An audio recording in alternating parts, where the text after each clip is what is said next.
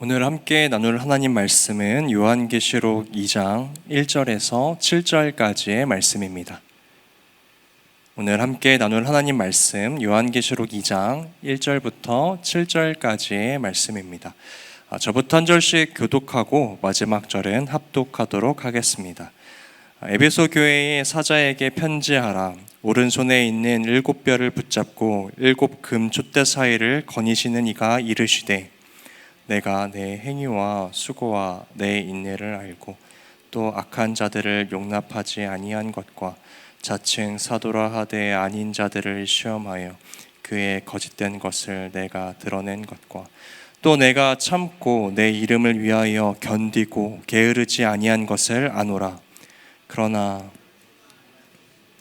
너희 처음 사랑을 버렸느니라. 그러므로 어디서 떨어졌는지를 생각하고 회개하여 처음 행위를 가지라. 만일 그리하지 아니하고 회개하지 아니하면 내가 내게 가서 내 촛대를 그 자리에서 옮기리라. 오직 내게 이것이 있으니 내가 니골라 당의 행위를 미워하는도다. 나도 이것을 함께 읽겠습니다. 귀 있는 자는 성령이 교회들에게 하시는 말씀을 들을지어다. 이기는 그에게는 내가 하나님의 낙원에 있는 생명나무의 열매를 주어 먹게 하리라. 아멘. 오늘도 살아계신 하나님을 예배하기 위하여 한 자리에 모인 모든 청년부 지체들을 예수님의 이름으로 환영하고 축복합니다. 오늘도 우리 예배와 모든 영광 받기 합당하신 하나님께 박수로 영광 올려드리면서 우리 청년부 예배 시작하도록 하겠습니다. 오늘은 살아나는 사명이라는 제목으로 함께 말씀을 나누고자 합니다.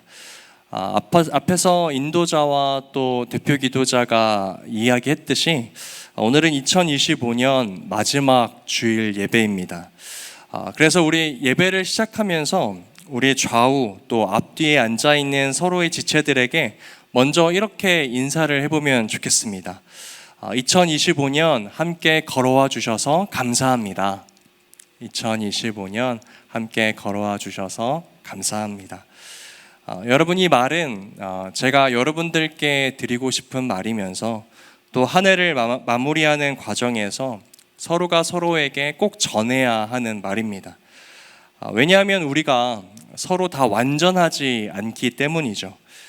나라는 존재는 굉장히 부족한 사람입니다. 생각도, 말도, 또 때로는 신앙도, 태도도 부족합니다. 그럼에도 이런 나와 함께하고 떠나지 않고 곁에 남아주는 것, 또 함께 예배하고 순모임하고 내가 하나님 앞에 나아갈 수 있도록 나의 옆을 지켜주는 것은 당연한 게 아니라 나에게 하나님께서 주신 또 선물임을 우리가 다시 한번 고백하게 됩니다.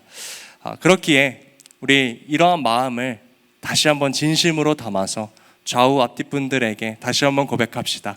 2025년 함께 걸어와 주셔서 감사드립니다. 네, 우리 세안 라이즈가 또 다가오는 2026년에도 또 서로를 당연하게 여기지 않는 공동체가 되었으면 좋겠고, 또 서로를 감사와 존중으로 바라보는 공동체가 되기를 간절히 소망합니다. 오늘 마지막 예배를 준비하면서 우리 청년부의 한 해를 되돌아보니까요, 정말 많은 걸음을 걸어왔더라고요. 새해 첫 주에 새 음식을 시작으로 새로운 임원들과 순장들과 엘더를 세웠고요. 겨울 수련회와 또 여름 수련회를 진행하기도 했었고, 봄 소풍도 진행했었고, 순모임도 매주 드렸고, 특별히 개인적으로 기억에 많이 남을 것 같은 것은 올해 2025년도 청년부가 26명의 청년들이 양육 훈련을 마쳤다는 사실입니다. 그래서 어쩌면 오늘 이 자리에 있는 우리의 모습은 완벽하지 않을지 모르겠지만 우리는 분명히 정체되지 않고 앞으로 나아간 한 해였구나라는 생각을 했습니다. 그리고 저는 우리의 이 모든 걸음을 하나님께서 기억하고 계시고 또 기쁘게 여기실 줄로 믿습니다. 왜냐하면 하나님께서는 우리의 수고를 아시는 분이시고요, 또 눈에 보이지 않는 헌신과 눈물을 기억하시는 분이기 때문입니다. 그런데 여러분, 우리가 이렇게 한 해를 마무리하면서 내가 수고하고 내가 이룬 결실들을 되돌아보는 것도 중요한데요. 하나님 앞에서 우리가 반드시 가져야 할 태도가 있습니다. 그것은 아직 내 삶에 하나님께서 기뻐하시지 않는 모습은 없는가?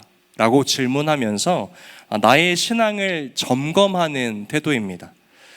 여러분, 우리가 사회에서도 또 회사나 어떤 학교에서도 큰 프로젝트나 어떠한 큰 과제를 마치고 나면 피드백이라는 것을 하거든요. 어떤 분들은 이 피드백의 시간을 잘못을 들추어내고 또 누군가를 비난하는 시간이라고 잘못 오해하고 계시기도 한데, 여러분, 피드백은 그러한 의미를 가지고 있지 않습니다.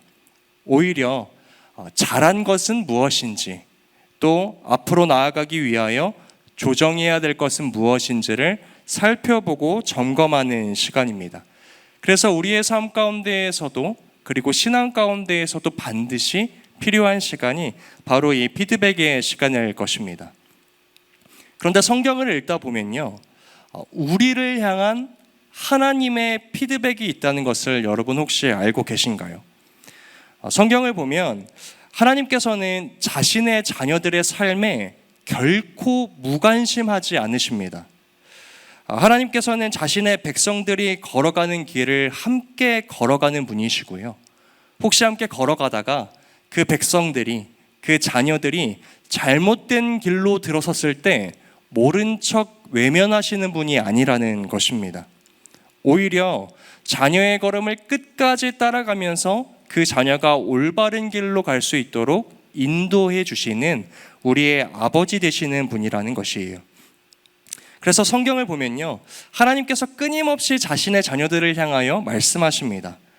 때로는 잘하였다라는 칭찬으로, 때로는 위로의 말씀으로, 그러나 때로는 경고로, 그리고 때로는 책망으로도 말씀하십니다. 그런데 문제는 우리가 이 하나님의 말씀을 나에게 칭찬과 위로를 해주실 때는 하나님 감사합니다라고 받는데, 하나님께서 충고와 책망을 하실 때에는 마음을 닫아버린다는 것입니다. 하나님, 이건 저한테 너무 과한 말씀인 것 같습니다. 하나님, 지금 제 상황이 조금 어려워서요, 제가 지금은 듣고 싶지 않습니다. 그래도 하나님, 저 정도면 괜찮은 거 아닙니까? 라는 식으로 하나님의 피드백을 받지 않는다는 것이에요. 그러나 여러분, 우리를 향한 이 경고와 책망이라는 하나님의 피드백은요, 우리를 결코 낙심시키거나 우리를 주저앉게 하시려고 하시는 말씀이 아니라는 것입니다. 오히려 하나님의 피드백은 정죄가 아니고 초대예요. 그리고 하나님의 피드백은 비난이 아니라 회복을 향한 초대라는 것을 여러분 꼭 기억하셔야 합니다. 하나님께서 이렇게 말씀하시는 거예요. 잠깐만 멈춰 보아라. 지금 잘 가고 있는 것 같아 보이지만 가장 중요한 것을 놓치면서 걸어가고 있지는 않은지 우리가 함께 점검해 보자라는 것이 하나님의 피드백이라는 것입니다. 그렇기 때문에 하나님께서 오늘 우리에게 어떠한 말씀을 하신다는 것은 하나님께서 우리를 사랑하신다는 증거예요. 우리가 하나님 앞에서 회복할 수 있도록 기회를 열어주시는 거라는 것을 기억해야 한다는 것입니다. 여러분, 오히려 나의 인생 가운데 어떤 식으로든지 하나님의 말씀이 들리지 않게 되는 것을 두려워하셔야 해요. 예배의 자리에 나오지 않게 되면서 하나님의 말씀을 듣지 않게 된다든지, 아니면 믿음의 친구들이 내 삶을 점점 떠나면서 하나님의 말씀을 듣지 않게 된다든지, 나에게 조언해 주었던 믿음의 사람들이 또 떠나가면서, 또 말씀의 자리를 떠나가면서, 기도의 자리를 떠나가면서 우리가 하나님의 말씀을 듣게 되지 못할 때를 더욱 두려워하셔야 된다는 것입니다. 왜냐하면 성경은 우리를 표현하기를 우리는 무릇 다 양 같아서, 여러분, 양이 눈이 어둡잖아요. 그래서 목자의 인도와 목자의 목소리 없이는 한 치 앞도 내다볼 수 없는 존재가 바로 이 양입니다. 그런데 성경이 우리를 무릇 양 같다라고 말씀하세요. 너희는 스스로 어떻게 가야 할지를 모르는 존재야. 그렇기 때문에 목자 되시는 예수님의 말씀을 날마다 듣고 그 음성의 지도를 따라 살아가야 해 라고 말씀하시는데, 나의 삶에 하나님의 말씀이 들리지 않는다? 그것은 곧 죽음과 멸망을 향해 달려가는 길이라는 것을 기억해야 한다는 것입니다. 그래서요, 오늘 우리가 이 자리에 이렇게 앉아 있는 것도 하나님의 말씀을 들을 수 있는 귀와 상황과 마음을 가졌다는 것도 하나님께서 우리를 여전히 사랑하고 계신다는 분명한 증거라는 사실입니다. 그래서 우리는 하나님께서 우리에게 무언가를 말씀하실 때 그것이 비록 경고일 때도 있고 책망일 때가 있지만 그것을 방어하려는 태도가 아니라 이렇게 고백하며 나아가기만 하면 됩니다. 하나님, 저를 포기하지 않아 주셔서 감사드립니다. 저를 다시 회복의 자리로 불러주셔서 감사합니다. 하나님께서는 이러한 마음을 가지고 자신의 앞에 나아가는 자들을 다시 한번 회복시키시고 그들의 길을 인도하신다는 것입니다. 우리 세안 공동체가, 우리 라이즈 공동체가 이러한 믿음으로 우리의 신앙을 더욱 깊어지게 만들고 공동체를 더욱 건강하게 만드는 믿음의 청년들 되시기를 예수님의 이름으로 축복합니다. 오늘 우리가 함께 읽은 오늘 본문에 등장하는 에베소 교회도 마찬가지였습니다. 오늘 하나님께서는 이 에베소 교회를 향하여서 하나님의 피드백을 전하고 계세요. 그들을 여전히 사랑하시기 때문에 그들을 향하여 말씀하고 계신다는 것입니다. 먼저는 하나님께서 이 에베소 교회가 무엇을 잘했는지 아주 구체적으로 말씀해 주고 계신데요.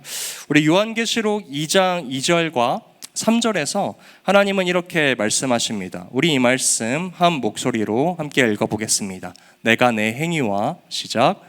내가 내 행위와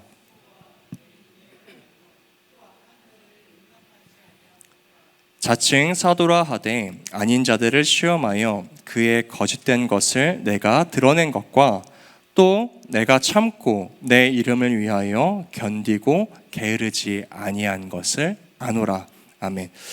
여러분, 오늘 이 하나님께서 에베소 교회를 향한 이 칭찬을 우리가 이해하려면 그 당시의 문화와 배경을 조금 알아야 할 필요가 있습니다. 그 당시에 에베소 교회는요, 당시에 가장 크고 중요한 도시였던 에베소라는 지역에 위치해 있었습니다. 그래서 이름이 에베소 교회예요. 이 에베소라는 지역은요, 상업과 문화의 중심지였습니다. 그리고 우상 숭배와 1세기였기 때문에 황제 숭배가 자리 잡았던 도시였어요. 특별히 에베소 지역에는 아르테미스 신전이 있었다라고 기록됩니다. 그 아르테미스의 형상으로 새겨진 물건이나 짐들을 사람들이 소유하고 다녔고 그것을 팔기도 했어요. 그러면서 그 우상이 나를 지켜줄 것이라고 믿었다는 것입니다. 그래서 이 에베소 지역에서요, 예수 그리스도를 믿고 교회 공동체를 이루어 살아간다는 것은 아주 힘든 일이었다는 것이에요. 그런데 사도행전을 보니까요, 이 사도행전에서도 에베소 교회가 등장하거든요. 바울이 에베소에서 예수 그리스도의 복음을 전합니다. 그때 우상 장사를 하던 이 사람들이, 우상입니다. 우산 아니고 그 아르테미스의 형상을 새긴 우상을 팔았다는 거예요. 바울이 복음을 전하자 자신들의 장사가 잘 되지 않는다고 바울과 그 복음을 전하는 사람들을 자신의 지역에서 쫓아냈던 지역이기도 합니다. 그런데 오늘 하나님께서는요, 그러한 환경 속에서도 이 에베소 교회는 타협하지 않았다는 것이에요. 악한 것이 보이면은 그냥 넘어가지 않았고 거짓 가르침을 분별했고 진리를 지키기 위하여 오래 참고 인내하였다라고 고백하고 있습니다. 그래서 하나님께서 이렇게 말씀하시는 거예요. 내가 너희의 행위를 안다. 내가 너희가 얼마나 수고했는지를 알아. 그 지역에서 그 세상의 중심 속에서 믿음을 지키고 살아가는 것 정말 힘들었지. 내가 너희의 인내를 안다 라고 앞부분에서 그렇게 기록하고 있는 것입니다. 여러분, 그런데 저는 이 말씀을 읽는데 이 말씀이 단지 하나님께서 에베소 교회를 향하여서만 말씀하시는 것이 아니라 오늘 이 자리에 있는 우리에게 말씀하시는 음성처럼 들렸어요. 여러분, 우리도 대한민국의 수도 서울, 그리고 또 그 중심이라고 불리는 또 강남 지역, 잠실 지역을 살아가고 있는 그 가운데에서 교회를 세우고 하나님을 믿는다라고 고백하며 살아가는 사람들입니다. 여러분, 우리가 살아가는 이 서울은요, 겉으로 보면은 굉장히 화려하고 안정되어 보이지만 그 안을 들여다보면 에베소 지역 못지않게 수많은 우상과 치열함이 공존하는 공간이죠. 여러분들이 살아가는 일터와 학교와 모든 가정과 그러한 상황들은 그냥 공간이 아니라 끊임없이 우리를 향하여 너는 무엇을 가장 사랑할 것이냐라고 물어보는 우리에게 신앙의 도전터이며 싸움터라는 것입니다. 여러분, 세상은 어떠한 곳입니까? 성과와 결과가 곧 나라는 존재가 어떠한 가치를 가지고 있는지를 결정하는 곳이에요. 비교가 일상이 되는 곳입니다. 뒤처지면요, 당장 도태될 것 같은 위험함이 느껴지는 곳이에요. 돈과 성공과 끊임없이 나를 유혹하는 것들과 두려운 미래가 나에게 다가오고 나에게 속삭이는 곳이 바로 우리가 살아가는 이 세상이라는 것입니다. 여러분, 이러한 환경 속에서요, 이 자리에 모인 여러분들, 예수 그리스도를 믿는다는 것은요, 결코 쉬운 선택이 아니라는 것을 아마 여러분들도 직접 느끼고 계실 겁니다. 마치 에베소 교회가 아르테미스 신전과 황제 숭배 한가운데에서 신앙을 지켜야 했던 것처럼 오늘 우리의 삶 역시 눈에 보이지 않는 수고와 인내와 눈물이 자리 잡고 있다는 것입니다. 여러분, 그래서요, 어쩌면 오늘 이 자리에 앉아 계신 여러분들도 에베소 교회 성도들처럼 신앙을 지키기 위하여 오래 포기해야 했던 영역들이 있었을 거예요. 타협하지 않기 위하여 혼자 인내했어야 했던 순간들이 있었을 겁니다. 신앙의 성장을 이루기 위하여 훈련받아야 했던 적도 있었을 거예요. 그런데 하나님께서는 우리가 그 지나왔던 모든 시간들을 다 알고 계신다라고 말씀하십니다. 내가 너희의 행위를 알고 있다. 내가 너희의 수고를 알고 있다. 내가 너희의 인내를 알고 있고 너가 지키려고 했던 그 말씀의 기준과 선택을 알고 있다라고 우리에게, 우리의 삶을 향하여 피드백하고 계신다라는 것입니다. 여러분, 그래서 오늘 이 말씀은요, 하나님 앞에서 2025년 한 해 동안 우리가 달려왔던 그 신앙의 걸음이 헛되지 않았음을 말씀해주는 증거의 말씀이라는 것입니다. 하나님께서 우리의 삶을 한순간도 빼놓지 않고 지켜보고 계셨다라는 증거의 말씀이에요. 그래서 오늘 이 말씀을 듣는 우리에게 이러한 확신이 있었으면 좋겠습니다. 하나님께서 알고 계신다. 이러한 믿음이 있을 때 우리는 신앙의 여정을 끝까지 걸어갈 수 있다는 것이에요. 여러분, 어쩌면 코람데오라는 말을 들어보셨을 것 같습니다. 이 코람데오라는 말은요, 하나님 앞에서라는 의미를 가지고 있어요. 오늘 내가 살아계신 하나님 앞에서 살아가고 있다라는 의식, 사람이 아니라 사람은 몰라줘도 하나님이 알고 계신다라는 이 믿음이 있을 때에 우리는 흔들리지 않을 수 있다는 것입니다. 그러므로 먼저는 오늘 이 자리에 모인 청년들이 이 에베소 교회를 향하여 말씀하시는 하나님의 음성을 자신을 향한 하나님의 음성으로 들으시며 위로받으시고 또한 격려받으시기를 소망합니다. 하나님이 나의 지나온 신앙의 걸음들을 알고 계신다. 그 하나님의 음성으로 인하여 기쁨을 회복하는 저와 우리 청년부 되시기를 예수님의 이름으로 축복합니다. 그리고 나서 이제 하나님께서는 에베소 교회를 향해 다음 피드백을 진행하세요. 이번에는 에베소 교회에게 책망할 것이 있다라고 말씀하십니다. 우리 요한계시록 2장 4절의 말씀을 함께 읽어보겠습니다. 그러나 시작. 그러나 너를 책망할 것이 있나니 너의 처음 사랑을 버렸느니라. 여러분, 제가 이 말씀에서요, 이 책망이라는 단어가 너무 부정적으로 다가오고 하나님이 마치 우리를 꾸짖는 것 같고 혼내는 것 같아서 헬라어 원문에는 어떤 단어가 사용되었는지를 한번 살펴보니까요, 이 책망이라는 단어에 엘렌코라는 헬라어가 사용되었습니다. 그리고 그 단어는 이러한 의미를 가지고 있더라고요. 드러내다, 밝히다, 보여주다 라는 의미였습니다. 그러니까 이 단어는 또 때로는 법정에서 어떠한 진실을 밝혀낼 때 사용되기도 하고요, 의사가 환자의 병을 진찰할 때 사용하는 단어이기도 했습니다. 정리를 해보면 오늘 하나님께서 이 에베소 교회를 향하여 말씀하시는 이 책망이라는 것은요, 에베소 교회 성도들에게 상처를 주기 위한 말씀이 아니라는 것이에요. 잘 세워지고 있는 교회를 주저앉히기 위하여 말씀하는 내용이 아니라는 것입니다. 오히려 그들을 올바르게 진단하시고 회복하시고 진실을 밝혀내기를 원하시는 마음에서 피드백하고 있다라는 것이에요. 여러분, 그런데 그 책망의 내용이 무엇이라고 말씀합니까? 하나님께서는 에베소 교회를 향하여 너희가 처음 사랑을 버렸다라고 말씀하십니다. 여러분, 하나님께서는요, 앞부분에서는 에베소 교회가 잘한 것들에 대해서 많이 말씀하셨어요. 그런데 뒷부분에서는 단 한 가지 책망을 하십니다. 너희가 처음 사랑을 버렸다.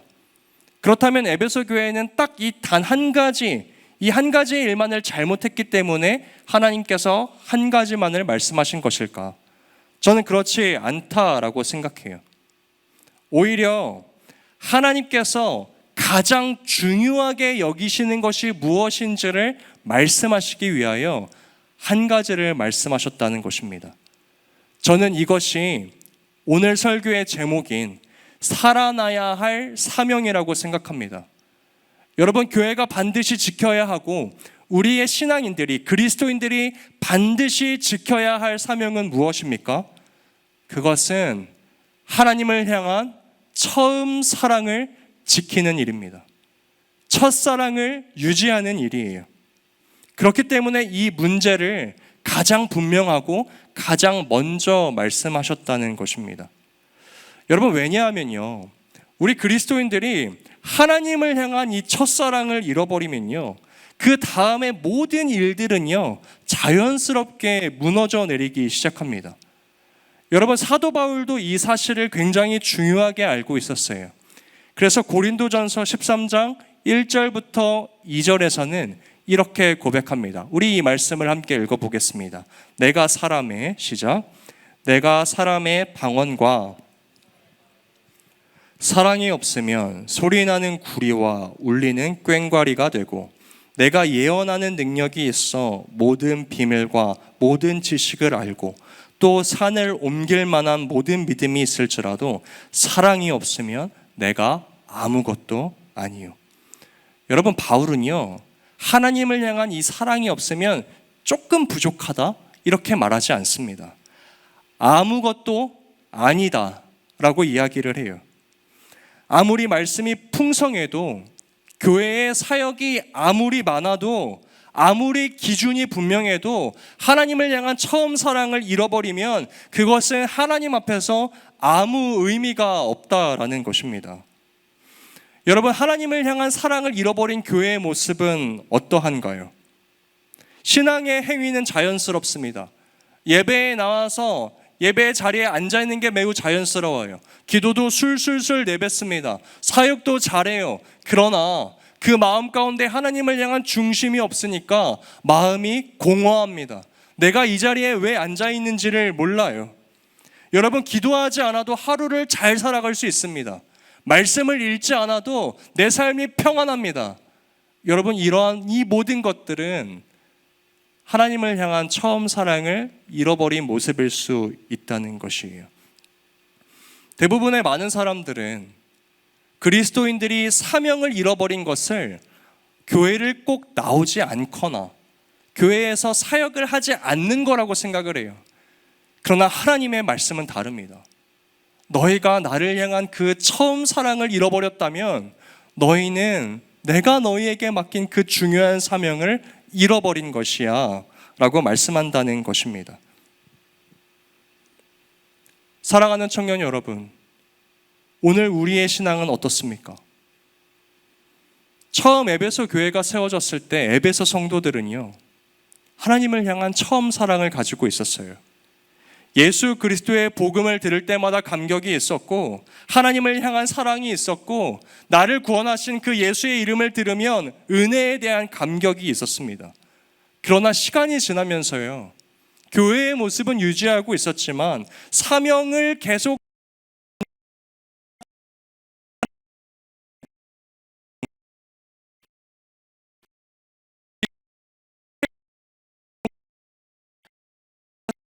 거룩함을 연기하는 공동체가 되지 않기를 소망합니다. 겉으로는 경건해 보이지만 속은, 그 중심은 메말라 있는 신앙인, 사역은 계속하고 있지만 기도하지 않은 채 이어지는 사역, 삶을 이어가곤 있지만 말씀을 읽지 않은 채 이어지는 삶의 모습들. 사랑하는 청년 여러분들, 죄송하지만 하나님 앞에서 거룩함을 연기하시는 겁니다. 진짜 하나님을 사랑하는 마음에서부터 흘러나오는 신앙, 하나님 앞에 정직한 신앙으로 서는 것이 오늘 이 시대를 향한, 그리고 우리를 향한 하나님의 가장 중요한 사명이라는 것입니다. 그렇다면 여러분, 하나님께서 말씀하시는 처음 사랑의 모습은 어떠한 모습일까? 오늘 본문에 나오는 너의 처음 사랑이라는 말씀을 헬라어 원문으로 살펴보았습니다.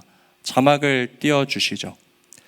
요한계시록 2장 4절에 나오는 처음 사랑이라는 단어를 헬라어 원문으로 보니까 텐, 아가펜, 수, 프로텐이라고 적혀져 있었습니다. 먼저 앞에 나오는 여러분, 아가페라는 단어는 우리가 조금 자주 들어본 단어이죠. 어디 서점에서 들어보았을 만한 이름인데 이 단어는 사랑이라는 의미를 가지고 있습니다. 그런데 이 사랑은, 이 아가페는 감정적인 사랑을 의미하지 않아요. 이 단어는요, 조건 없이 주는 사랑, 희생을 감수하는 사랑, 의지로 선택하는 사랑을 의미합니다. 그리고 그 뒤에 나오는 프로텐, 프로틴 아닙니다. 프로텐이라는 단어는요, 처음이라는 의미를 가지고 있습니다. 그런데 조금 더 이 단어가 어떤 때 사용되었는지를 살펴보니까 가장 앞에 있는 것, 가장 우선되는 것, 그리고 가장 중요한 것이라는 말을 표현할 때 저 프로텐이라는 단어를 사용했더라고요. 그러니까 정리를 해보자면 오늘 하나님께서 에베소 교회를 향하여 너희가 나를 향한 처음 사랑을 버렸다라는 이 말씀은요, 너희가 더 이상 나를 가장 우선순위로 두고 있지 않아 라는 말씀이라는 것이에요. 너희의 나를 향한 그 사랑이 너희의 우선순위에서 내가 밀려났다라고 말씀하고 계시는 것입니다. 여러분, 그런데 이 말씀을 가만히 묵상하다 보니까요, 이 말씀을 성경 어딘가에서 또 들어본 것 같은 거예요. 바로 하나님께서 출애굽한 이스라엘 백성들을 불러 모으시고 그들에게 십계명을 주시면서 너는 나 외에는 다른 신을 두지 말라라고 말씀하셨을 때 이 말씀이 너와 내 얼굴 사이에 다른 것을 두지 마라는 의미라고 말씀드렸습니다. 이 말씀도 너의 삶 가운데 다른 우선순위를 두지 마. 나는 너를 바라보고 너는 나만 바라보자. 그래서 우리가 서로가 서로에게 가장 큰 우선순위가 되어주자라는 말씀이 이 말씀이었어요. 그런데 여러분, 우리가 한 가지 지금 확인해야 할 것은 오늘 우리가 읽고 있는 이 본문, 하나님께서 에베소 교회를 향하여 말씀하시는 이 지점이 성경의 마지막 권인 요한계시록이라는 것입니다. 여러분, 다시 말하면 어떤 의미냐면 하나님의 백성, 하나님의 자녀, 교회라고 불리우던 이 사람들이 출애굽 시절부터 하나님께서 끊임없이 그들의 수천 년의 역사 동안 너희는 나를 너희의 삶의 우선순위에 두어라, 그것이 내가 너희에게 맡기는 가장 큰 사명이야 라고 수천 년 동안 외쳤지만 여전히 요한계시록 에베소 교회 성도들의 모습 가운데 하나님을 우선순위에서 미뤄두는 모습을 가지고 있었다는 것입니다. 그래서 하나님께서 안타까운 마음으로 다시 한번 그들에게 책망하면서 회복의 길로 초대하고 계세요. 너희는 나를 향한 그 처음 사랑을 회복하라. 다시 그 자리로 가져다 두어라. 사랑하는 청년 여러분, 하나님께서 우리에게 그리고 오늘날 교회에게 가장 중요한 사명으로 주시는 것은 하나님을 처음 사랑의 자리로 옮겨두는 것입니다. 그리고 하나님께서 말씀하시는 이 처음 사랑이란 처음 가졌던 감정이 아니라 하나님을 나의 삶의 우선순위에 두는 선택이다라고 말씀하고 계세요.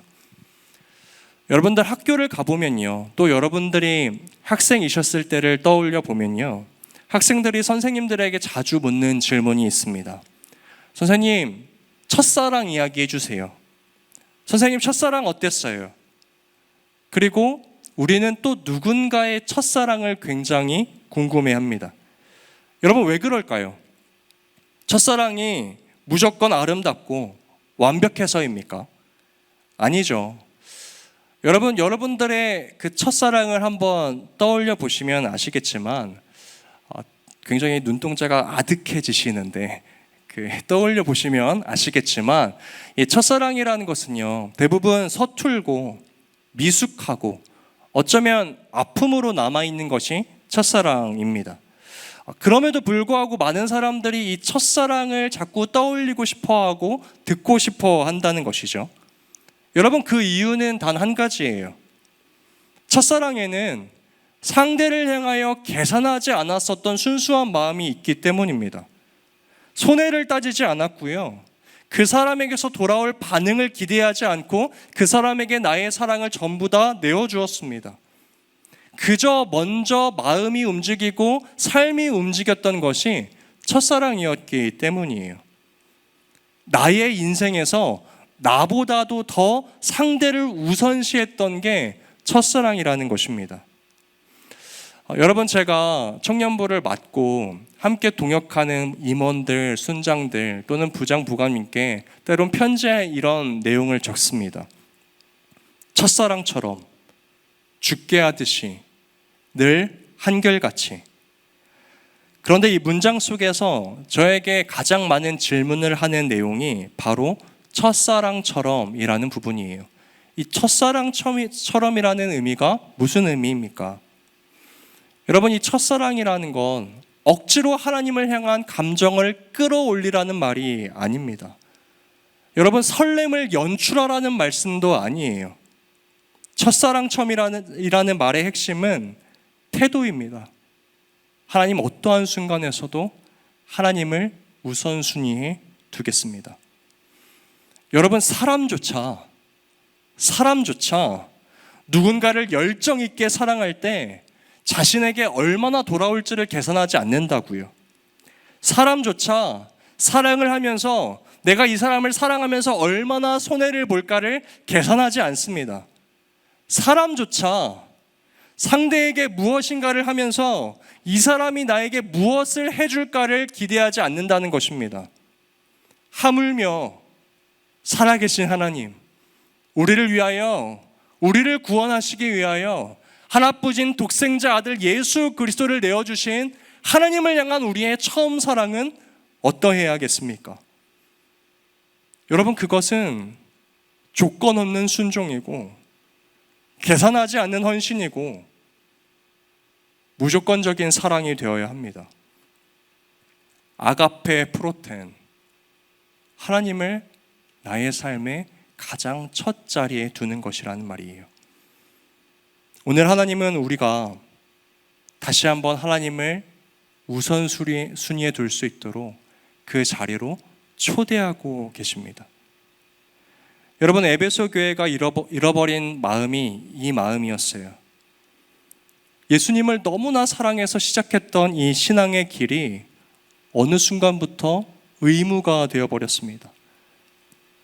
나 같은 자를 불러주시다니 라고 고백하면서 감격하며 나아갔던 예배의 자리가 은혜로 시작했던 섬김이 나의 자랑이 되고 누군가에게 인정받는 통로가 되고 나를 드러낼 수 있는 수단이 되어버렸다는 것입니다. 그러나 하나님께서는 오늘 그런 에베소 교회를 향하여 회복할 수 있는 진단을 내리십니다. 우리 요한계시록 2장 5절의 말씀을 함께 읽어보겠습니다. 그러므로 시작. 그러므로 회개하여 처음 행위를 가지라. 여러분, 이 말씀 안에는 하나님을 향한 처음 사랑을 회복하는 세 가지가 기록되어 있어요. 첫 번째, 어디서 떨어졌는지를 생각하라. 다시 말하면 기억하라 라는 말씀이에요. 내가 지금 무엇을 하나님보다 더 우선순위에 두고 있는가를 기억하라. 사역을 하면서 얻는 자기 만족인지, 사람들에게 인정받고 싶은 욕구인지, 바쁘게 살아가면서 느끼는 내가 필요한 사람이라는 감각인지, 아니면 세상의 물질이나 욕망인지, 오늘 나의 삶 가운데 무엇이 하나님을 대신한 자리를 차지하고 있는지를 기억하라 라고 말씀하세요. 너의 신앙이 어디에서부터 흔들렸는지를 찾아보라 라고 말씀하신다는 것입니다. 두 번째로 회개하라 라고 말씀하십니다. 여러분, 많이들 아시는 것처럼 이 회개는요, 감정적인 후회가 아니에요. 하나님 그랬죠. 제가 그때 하나님보다 이것을 더 우선순위에 두었죠. 여러분, 이러한 감정을 회개라고 부르지 않습니다. 회개는 방향의 전환입니다. 하나님 앞에 회개하였다면, 하나님, 예, 맞습니다. 제가 이것을 붙들고 하나님을 놓쳤습니다. 하나님을 향한 처음 사랑이 뒤로 밀렸습니다. 그러나 이제부터는 제가 저의 인생 가운데 하나님을 다시 저의 처음 자리에 초대해 드립니다 라는 분명한 신앙의 방향 전환이 회개라는 것입니다. 마지막으로 하나님은 말씀하세요. 처음 행위를 가지라.